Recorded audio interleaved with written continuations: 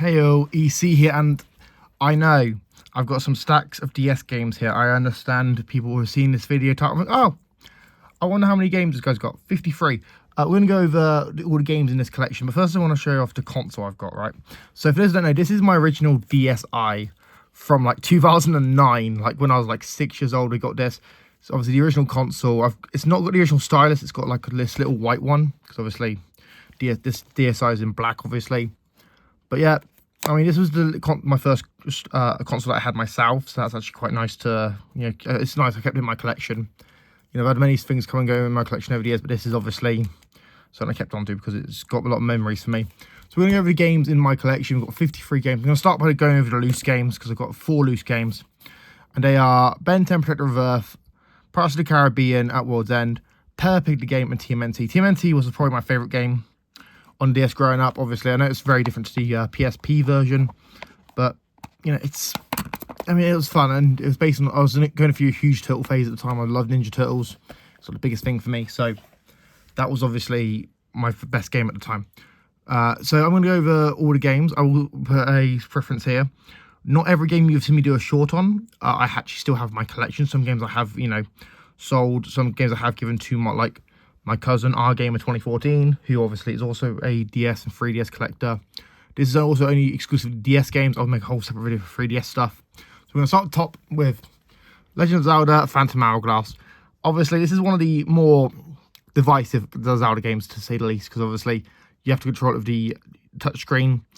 I mean, it's not a bad game, but obviously people just expected more from Zelda at the time, so there's that. And also, I believe it's a sequel to Wind Waker, so that's probably why. So next game we have, obviously, Dr. Kurosama's Brain Training, which, if you're in North America, you know this is Brain Age. This is known as Brain Training outside of North America, I believe. I think it's because there was like laws around being able to say a game can train your brain in America, so there's that. Then we have Walk With Me. Do you know your walking routine? I don't know why I have this. Then we have Metroid Prime Hunters. Obviously, I like the it's got a nice, you know, shiny box art. You know, it's obviously this was one of the first games for the DS, especially Nintendo's own first party games. And I mean, it's a Metroid game. It's a Metroid game on the DS, which is actually quite impressive. That, you know, at the time we was getting this sort of level game on the DS, and it's taken us like what, 8 years to get a Metroid Prime game on Switch 2 and Switch. So then we have Big Brain Academy. I mean, what do you expect? It teaches you math. Like, what more do you need to know? It teaches you mathematics, which to me is just kind of boring. Then we have another copy of Brain Age, because these games are a dime a dozen. Like, you can't get rid of these. Then we have Star Fox Assault. This is obviously a Star Fox game on the DS. It's not, oh sorry, not Star Fox, it's Star Fox Command. Yeah, it's not a bad game, but I do think they could have done a little bit more with this game.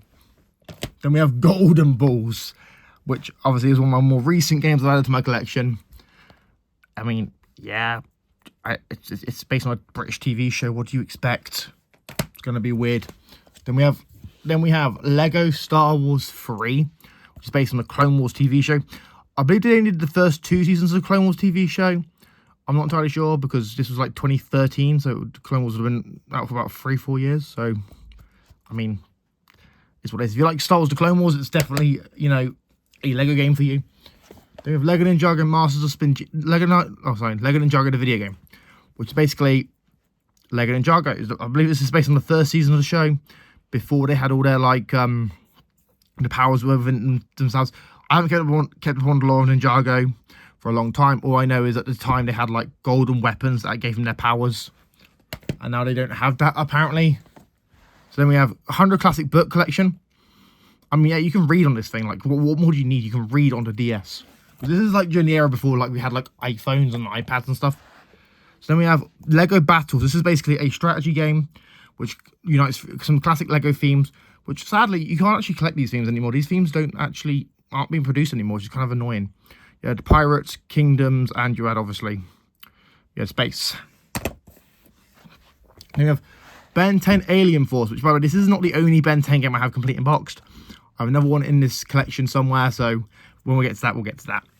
Then we have Flushed Away, which is based on the Aardman, as I said, Aardman, not DreamWorks, guys, Aardman animated film. I mean, it's flushed away. Like, it's kind of a weird film, to be honest. Then we have Star Wars: The Force Unleashed. This is probably one of the worst versions of this game. Like, you play the PSP version or the Xbox 360 version or any other version, it's pretty great. This is probably one of the worst versions of this game. It's impressive that this game actually runs on the DS, but it doesn't feel right. Then we have Sonic Rush. This, for the longest time, was my Sonic game. This was my, Sonic 3. Because this was obviously just such a big deal for me. Because this was, like, the first Sonic game I ever played.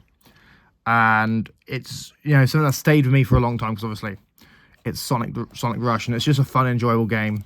Got Blaze the Cat. It's quite a good series, to be honest. I kind of wish they'd bring back Sonic Rush, to be honest. I kind of wish that, like, the Switch 2 would get a collection of Sonic Rush games. Then we have Lego Harry Potter Years 1 through 4. I don't really like Harry Potter. Then we have Pokemon Link, which in North America, this is called Pokemon Troze. Obviously, Pokemon Link is just basically Candy Crush, but with Pokemon characters. It's nothing insanely deep, but it's a fun little game, to be honest. Then we have Pokemon Mystery Dungeon Blue Rescue Team. This is obviously the sister game to Red Rescue Team, which came out on the Game Boy Advance, which, I'll be honest, I'm a little bit surprised they did the whole cross-release between a Game Boy Advance and DS, but, go off.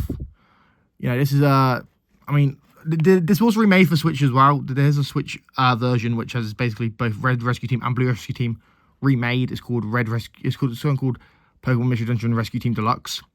I need to get that for my own collection, but, it's a fun little game. Then we have Pokemon Ranger.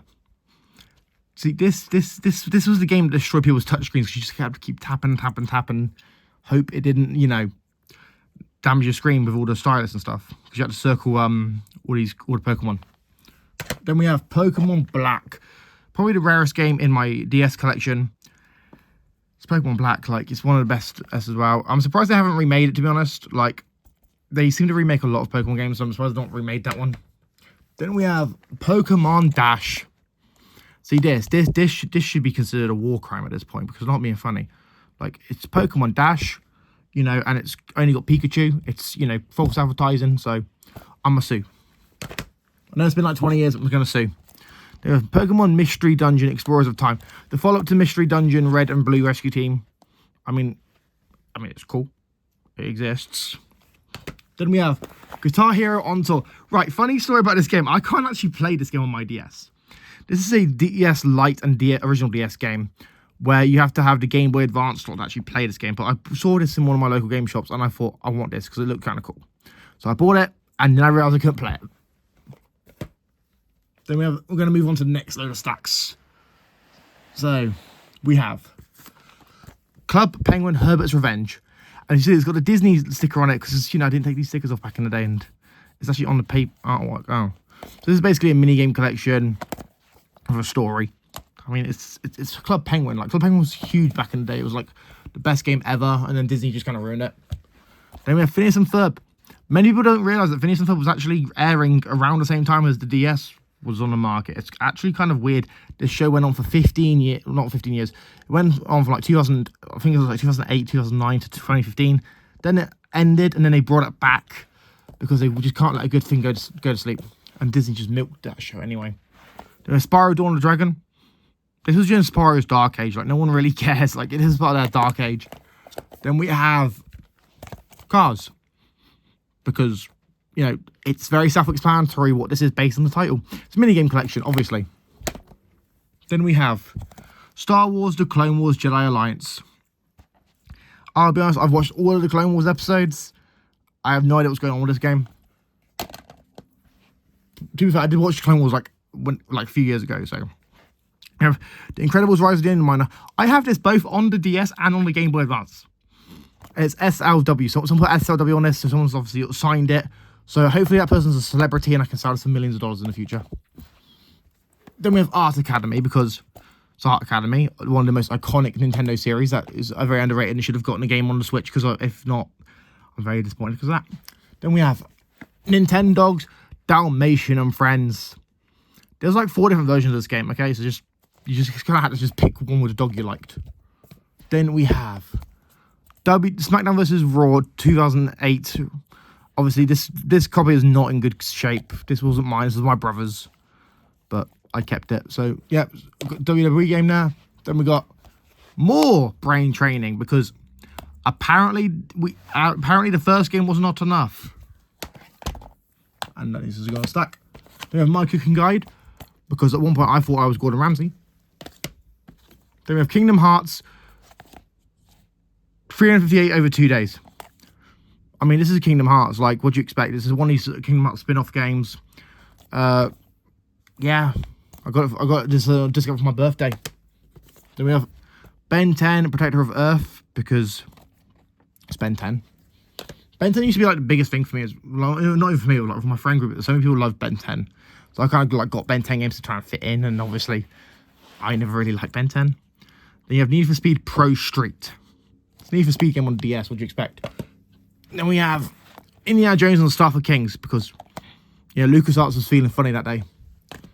Then we're going to go on to the last stack, which I think is going to fall over as I pull it over. Then we have Postman Pat, a British staple of Britain. You know, Postman Pat, you know, he's iconic. He is, you know, essentially my dad at this point. Then we have My Pet Dolphin 2. Maybe the same guys who eventually made Control, which is kind of crazy to me. Then we have Paint by DS, because apparently Paint by Numbers was too hard. Then we have Lego Bionicle Heroes. This was during the weird phase where Lego was dropping the name Lego from all of their games. I'm not even sure why. Like, I think they thought it was like too kid friendly, but it's Bionicle, man. Bionicle's not that kid friendly. It's an action series. It's quite cool actually. We have Age of Empire Mythologies. This was a DS game made by Microsoft back in the day. Like, this is kind of weird to actually just have, to be honest. And then we have Deal or No Deal. The Banker is back. This is the second Deal or No Deal game in this collection. No, not in this collection, but like the second one they released on DS. Then we have Neopets Puzzle Adventure, published by Capcom. Remember Neopets? Does anyone actually remember Neopets? Like, I'm pretty sure about half my audience is too young to actually understand what Neopets is. Then we have Batman, the Brave and the Bold, the video game, based on the Batman Brave and the Bold cartoon from like 2008. And I'm pretty sure it's set in London because it's got a clock tower. I don't know, I've not been to many places outside of London. Then we have Horrid Henry's Horrid Adventure, because Horrid Henry is still going strong all these years later. And then we have The Sims 2, because what game collection isn't complete without a copy of The Sims? So yeah, that's 53 games in that collection, guys. Let me know what you think in the comments down below. Is it a good collection? Is it a bad collection? Let me know what you think. If you're new, make sure you subscribe and you like and you do all that sort of stuff. And yeah, I've been EC and I'll see you all next video. Peace.